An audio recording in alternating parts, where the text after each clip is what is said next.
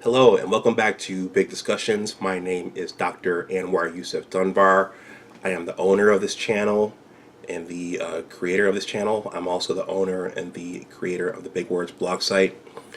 The information for my blog is in the banner for this channel, in addition to all of my social media information. So please visit the blog and also please follow me on social media.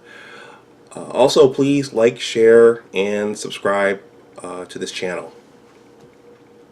Today is April 15th, 2019. Today is tax day, and today is the income tax deadline. So it's the annual holiday where you either get a refund or you owe Uncle Sam. And taxes, as we know, are how our country runs and how our country functions. Before I go on, I want to acknowledge one of my subscribers. I will call her Peppermint. She knows who she is, and she's either going to laugh when she hears that, or she's going to sock me, or she's going to want to sock me. But I want to acknowledge her because she's been one of the first subscribers to my channel, and she's been a loyal subscriber in terms of leaving comments and participating. April is Financial Literacy Month, and on cue, my mentor contacted me on April 1st and asked me if I had anything on the way for Financial Literacy Month, and it turned out that I did. At that time, I had something in the pipeline regarding retirement and what a matching contribution is.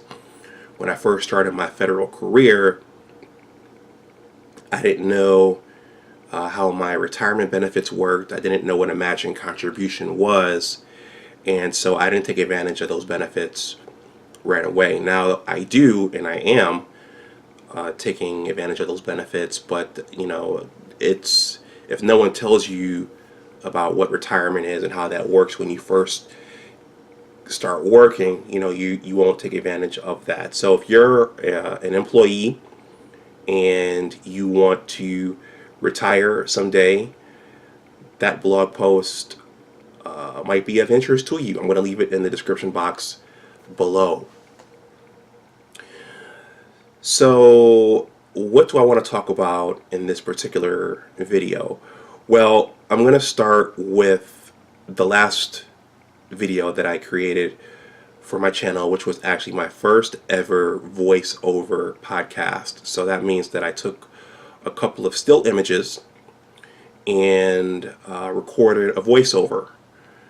And the subject matter of that podcast was the first financial piece I ever wrote for my blog, which was entitled Your Net Worth, Your Gross Income, and What They Mean, which basically broke down what a net worth is versus what your gross income is. That podcast has been up for just under a week, and what's interesting is that it's got, when I last checked, it's got about 18 views, but it's got no likes or dislikes. So that's the first video I created that hasn't generated a reaction. And I wondered about that. I wondered why that was, because it's loaded with valuable information. And so I went back, I watched it, I listened to it. The sound was good. The transitions for the images were good. And so I had an inkling of why no one reacted to it.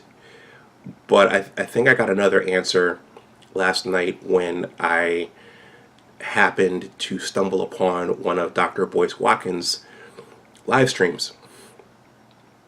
So Dr. Boyce Watkins, if you're not familiar with him, he's a black man, a content creator here on YouTube, and one of his big things is financial literacy and economic empowerment for the black community. So I've been watching him for a while because I'm into that as well. So we overlap there. He was talking about how Shaquille O'Neal is building his financial empire. So Shaq is following in the footsteps, basically, of Magic Johnson and Michael Jordan. So he's not one of the pro athletes who has spent himself into oblivion. He's continuing to build and build and build and get bigger and bigger and bigger. But when I tuned into Dr. Watkins' live stream, he wasn't talking about that. I think he was a little bit annoyed or alarmed because over on his Instagram, he only had 30 people watching. And so he went into this rant, and I love his rants because it's funny. It's funny to me. And so he went into this rant slash tirade about how black people seem to have an affinity for celebrity and entertainment and athletics and those kinds of things. But when it comes to financial issues and economic empowerment, we seem to not be as interested in that. And that's something that I think I've experienced up to this point as a blogger and a writer. And I think that's might have been what happened with my my voiceover podcast. I think that money issues are kind of funny, and only a certain segment of the population is interested in those topics to begin with. So you really have to be clever about how you grab the interest or hook people who normally wouldn't be interested in those things. And that's something that me and Chris Brown, not the recording artist, but Chris Brown from Dave Ramsey's Financial Peace team, when I interviewed him, we talked about that. And one of the things he said was, when you're talking about money issues, you really have to personalize what you're talking about, which is what I try to do all the time. So I wanted to create a follow-up video to that podcast to, try to get it some more love, but also to further distill out why knowing what a net worth is important and why that's critical. Before I jump into that, I want to say or discuss why money topics are important to me. I, for the most part, sell myself as a scientist and as a STEM advocate, but my blog and my channel also have a strong money component as well. So where does that come from? Well, as with most things, it comes from my background. It comes from my youth. And to be honest, money was, we weren't poor, but money was always a thing. It was always an ongoing issue kind of lurking in the background.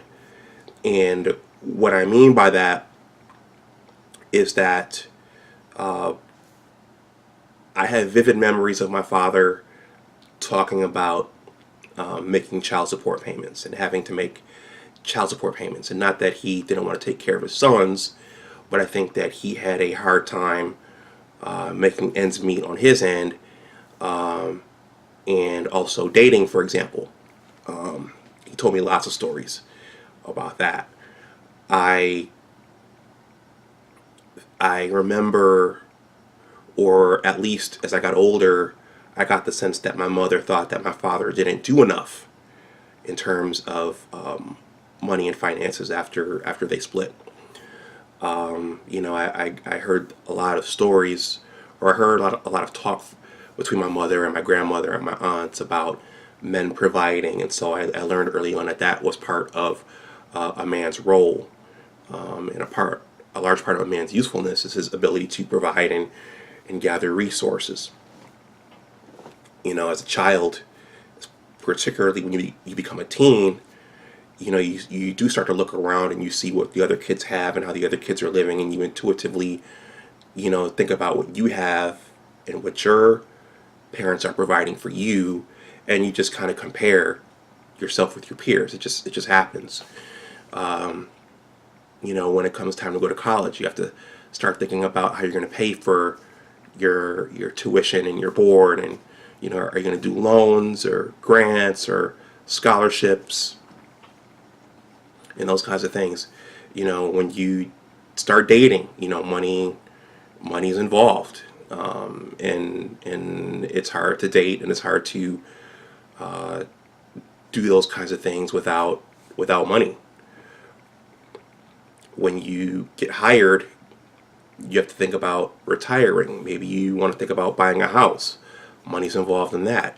And then as you just get older, you start to see how money affects communities. You start to see how it affects politics, and that it costs money to fund candidates and to have a seat at the table when political decisions are being made and when agendas are being pushed. You start to see that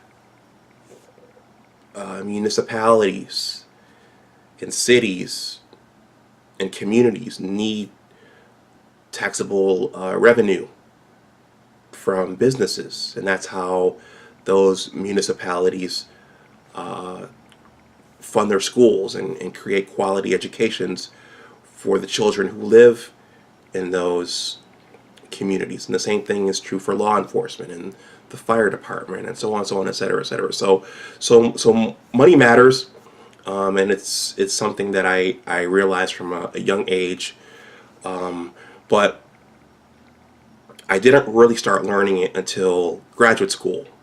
One day, I went to the Barnes and Noble on, I believe it was Washtenaw Boulevard in Ann Arbor, and I saw Rich Dad Poor Dad sitting right there in the front of the store, and so I picked up a copy. And this is a book that I highly recommend for everybody, no matter what your profession is, no matter what your background is. This is an important book because it makes you think about what you learned at home in terms of money from your family versus what rich and wealthy families teach their children. And it makes you think about where you are in our society and in this world, and how you can ascend if you choose to do so into other classes and tax brackets and whatnot. So this is a very important book, and I think this might have been the first time I heard about what the concept of a net worth was.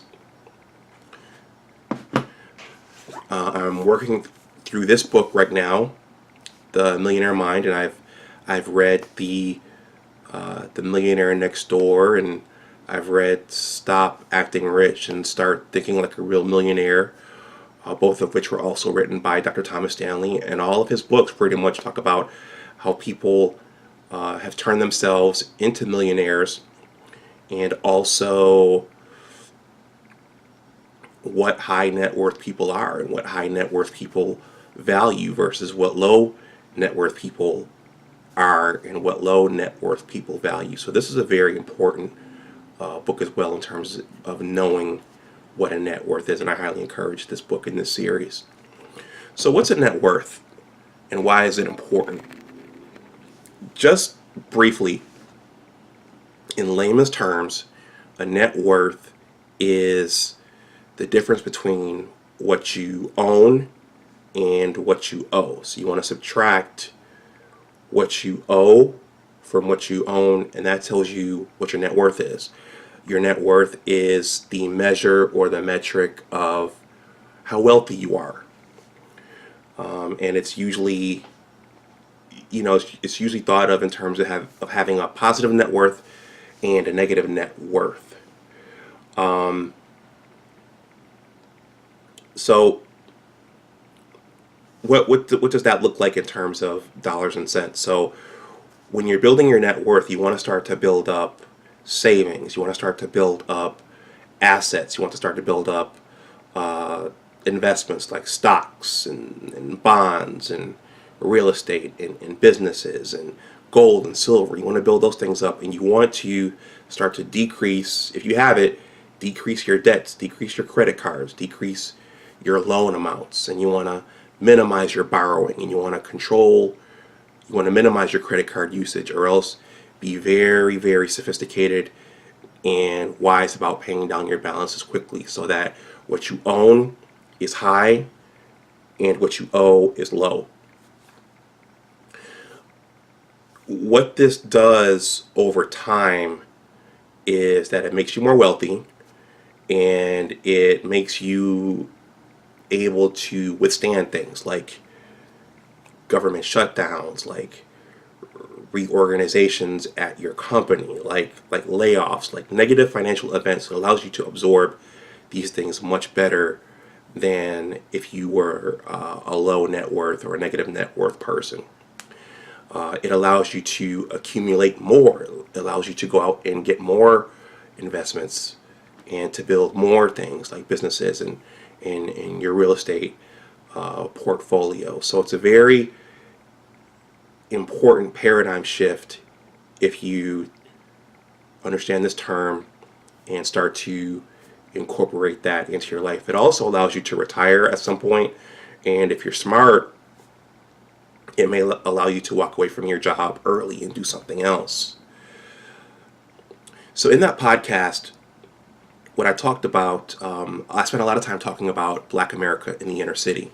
And while a net worth is not a new term, it's been around for a while, and while it is universal in terms of its importance for everybody, I come from the inner city, and so I had to ground the story in my experience. And a couple things, in the inner city, if you come from a family like mine, and when I say that, I'm not talking bad about my family, and I don't want to come across like I am ungrateful for the family that I have or the upbringing that I had, because I had a lot compared to some of my other peers. I'm not saying that. What I am saying is we never talked about what a net worth was or why that was important. What we did talk about was, going to get a college degree and going to get a job to work for someone else. And what's interesting is that I've heard that, kind of going back to what Boyce Watkins was fired up about last night, I've heard that in Jewish families they regularly discuss money and resources and how to build businesses and how to build assets and those kinds of things. And in my family, we don't, at Thanksgiving dinner and at Christmas, we don't talk about those things. And I'll just leave it there. What else? Being Black and being from the inner city. In the Black community, we think it's a big deal, or it's a big deal if you make six figures. We're enamored with people who make six figures. And in the podcast that I made and in the blog post that I wrote, I actually discussed that is very deceptive, because you have to, again, without knowing what someone's debts and obligations are, you don't really know how they're doing, because they could make six figures, but they might have to pay out six figures every month. So a person can make six figures and still live paycheck to paycheck and essentially be broke. So that's something that I pointed out, and I think which is important to keep in mind. We're also very enamored with title, and I've recorded a couple of videos on this where we're enamored with the title of doctor. We're enamored with being lawyers and pharmacists and those kinds of things. But again, it those can be deceptive in terms of how a person is doing. A friend of mine just defended her thesis last week, which is a tremendous accomplishment for everyone and anyone who does it. And we texted back and forth about it, and she was talking about the thing of being enamored with being called a doctor. But at some point, what I suspect is going to happen, as it did with me, and as it does with everyone who achieves some level of high education or a high degree level, she's eventually going to think about her lifestyle, and she's going to wonder how she's going to live and how comfortable she's going to be, because at the end of the day, We go and get these PhDs, these PharmDs, these MDs, these JDs. We all go get these degrees ultimately so we can be comfortable and have a nice quality of life. But as I described, it doesn't come just from the degree, and it doesn't come just from the salary that you earn. There are specific decisions that you have to make. And if you're an employee and you decide that you want to start to grow your net worth, there may be decisions you might have to make in the short term, budgetary decisions, in terms of cutting things so that you can save money and acquire those assets.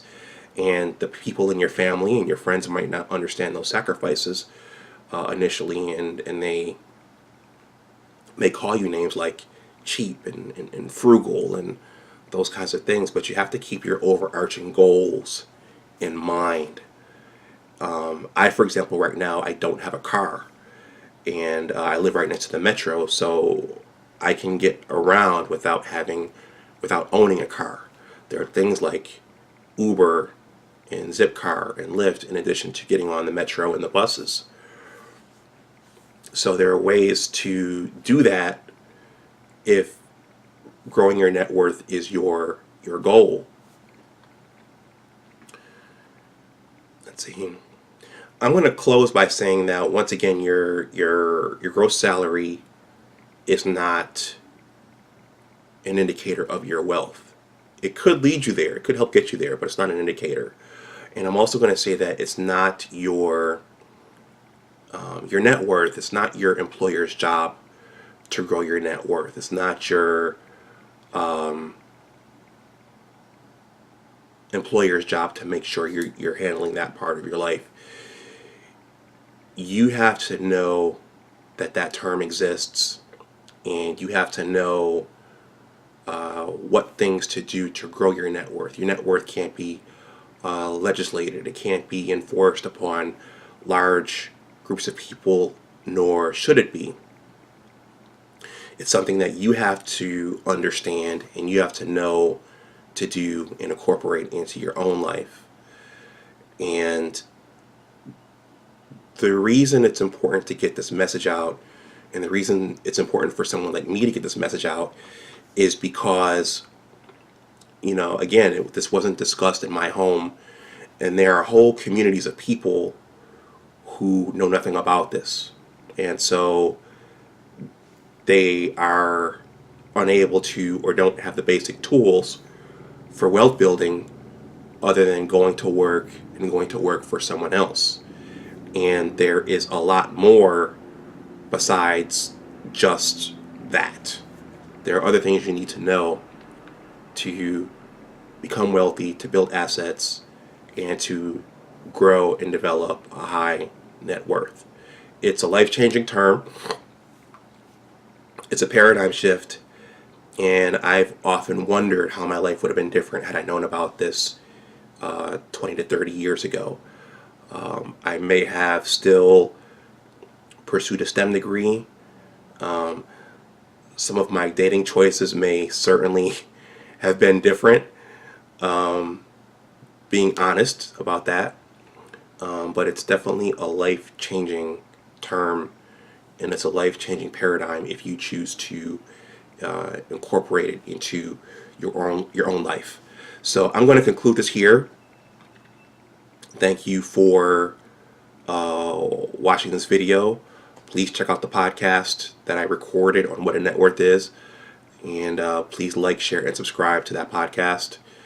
And I'm sorry, please like and share that podcast, and please like and share this video, and please subscribe to my channel. I hope you got something out of this, and I will see you next time. Thank you for watching. Bye-bye.